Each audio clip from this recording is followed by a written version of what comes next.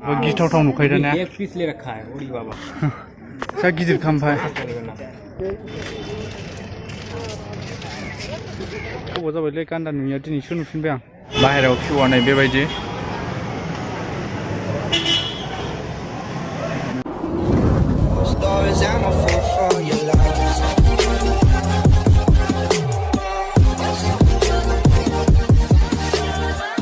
Hello everyone, welcome back to my YouTube channel Bidin vlog. I hope guys all are doing well. So नोंथांमोना सिगां video नायना मिथिखाबाय जानांगौ जों गुवाहाटियाव दंफैयो ओमफ्राय दा जोङो र'जों आंजों जुसिम थांगासिनो आरोना स' दा नोंथांमोना भिडिअखौ नायलांबाय थादो जोबजासिम लेट्स गो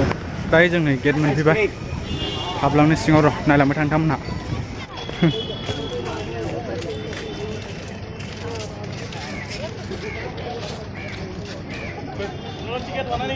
स' लोगोफोर दायो जों सिङाव हाबफैबाय टिकेट दाननायाबो ATM जोंसो जाहैदों ओरैनो केस जाया जाहैदों मोख्रा गोमो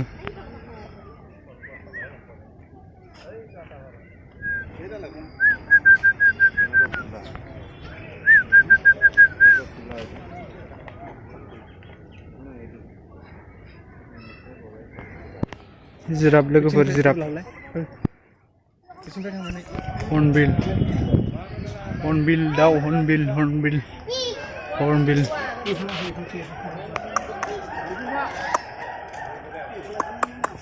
लोगोफोर नै दाउ फिसा फिसा दंलाबायथारो मा दाउथाय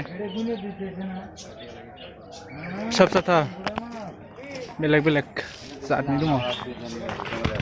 बेयाव मा दंथाय ओइ मावजि बायदि ओइ गोजौआव खिन्थु मावजि ना माथाय बानि मावजि दे मावजि गिदिरथार ये बालहर मोसाबायदिबो नुलाय आङो बोरैबा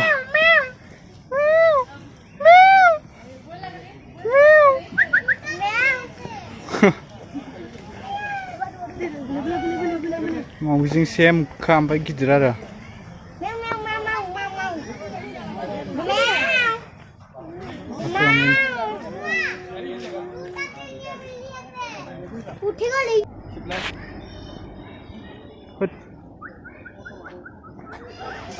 दांहरलाय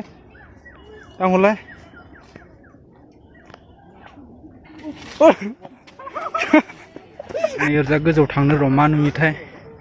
मा दं बेयाव नायहैनोसै नोंथांमोनाबो नायलांबाय था जोंजों लोगोसे स्किप खालामाजासे मुफुरथ' ने अनजालु उधर भी है हाँ हे ऊपर भी अमासो इयो ए मुफुर मुफुरिबो ऊपर में 2 दिन के बाद 2-3 भालू था इसमें सबको हाल खराब है काहे के लिए हिलेगा डोलेगा देखिए दोपहर हो गया ना दोपहर शाम होने वाली साइड मोसाना दाइयो ओ माय गॉड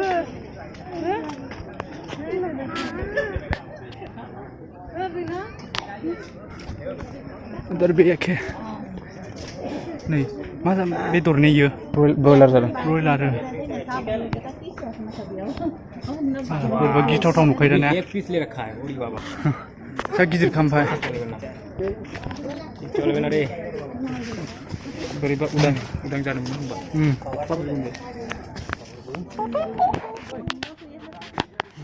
बैनि गोजौआव मासे वाव मासे बे फिसानो इयो नैबो मासे ओइ मासे नै गिदिरथार बेदर लालायदों नै दाउ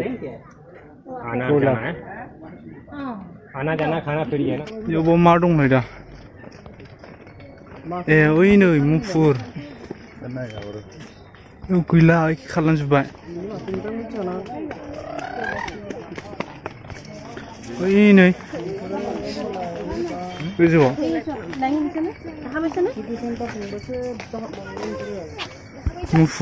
मुफुर नैबो औ दन्दरायै थाग्रा गोजा माय गॉड इतना बड़ा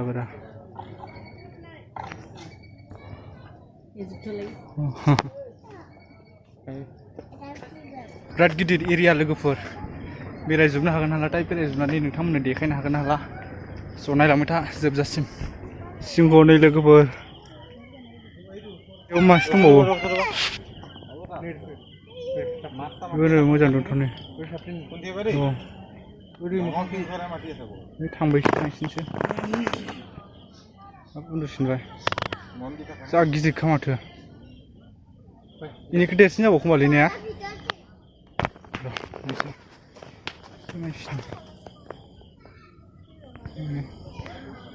डेन्जारखा मा दंथाय बेयावबा नायनोसैलाय हा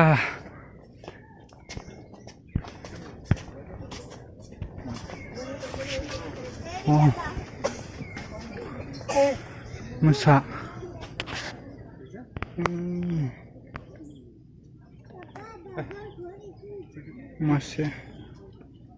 मासे उन्दुल'सो दं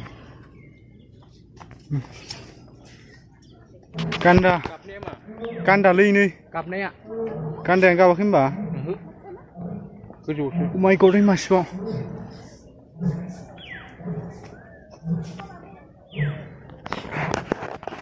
गोबाव जाबायलै गान्दा नुयिया दिनैसो नुफिनबाय आं मानसि हाबनो हायोना बेलेग बिगुरखौ नायलाय मा इदि रोजानाया मानसि हाबनो हाया गान्दाया अरो ना माइलै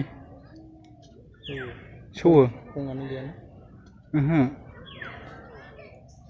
माथाम बै मै दङ मैया अयथासार दङ ओइयावबो दंलाबायथारो बेलेग जातनि गोजा ओमफ्राय मै फिसा माखानै जा बुरजा ओमफ्राय नै गान्दाबो दंबावो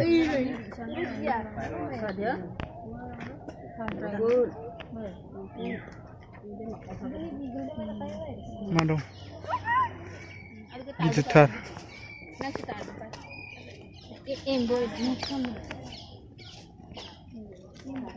गोलेर नायसै गोलेर सिनायहरनाय नंला नोंसोर नै प्रब्लनासो दं गोलेर मोजांखौ सिनायला ओरैजा गथ'फोरनि गेलेग्रा दं नै आरो एखेबो हैलां मैलां दं गथ' गेलेग्रा स' लोगोफोर दायो जोङो रुमाव मोनफैबाय डाइरेक्ट जुनिफ्राय रुम बुक खालामहरनानै सिगाङाव थाफैबाय थाखायोमोन ओमफ्राय बेयावनो बुक खालामहरनानै डाइरेक्ट बेयावनो फैबाय आरोना जों लोगोफोर रुमा नै गाइस जोंना मोजां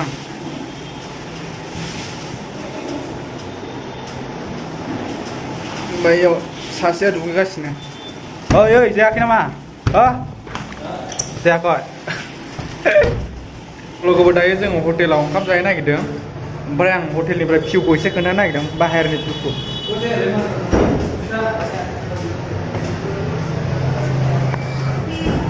नै बेबायदि भिउ आरोना हटेलनिफ्राय बाहेरायाव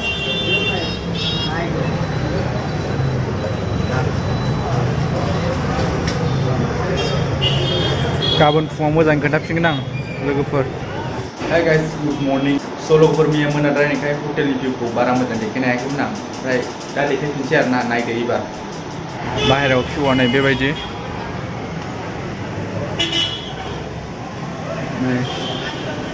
बरिया आरोना लोगोफोर बाहेरायाव भिउआ नै हाजो दङ ओरैजा एखेबो गाहायावनो दायो आं दिनैनि भिडिअखौ बेखिनियावनो फोजोबथ'नोसै जायखिजाया मोजां मोनदोंबा लाइक कमेन्ट खालाम ओमफ्राय लोगोफोरनोबो शेयार खालामनानै हो आरो चेनेलाव दिनैसो फार्स्ट टाइम गोदानै फैदोंब्ला चेनेलखौ अननानै साबस्क्राइब खालाम बाय